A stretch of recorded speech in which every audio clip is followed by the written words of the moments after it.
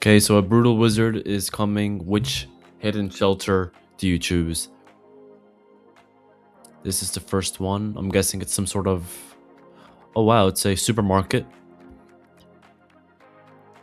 No way, that's just there. That does not fit in, but it's a supermarket and a house. That's very cool. You just have food infinitely for life. Just make sure to guard the supermarket. Next one we have is a little office room. Let me guess, it's gonna be like a mansion down there.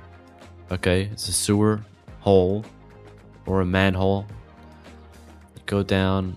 What is that? Guns and ammunition. Oh wow, a bunker. A bunker, but that house looks like a hotel bunker. There's a window. How's there a window if it's on the ground? Doesn't make sense unless it's like an underground city.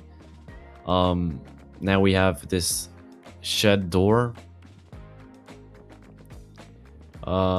It's a nail salon, and then you have this door here. Once again, it's daytime, but it was just nighttime, and there's a window outside.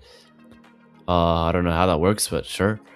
A electrical thing, and it actually connects to this. That's like impossible because this is like some Harry Potter stuff. The other side was flat. Yeah, I would live in this. It looks like space.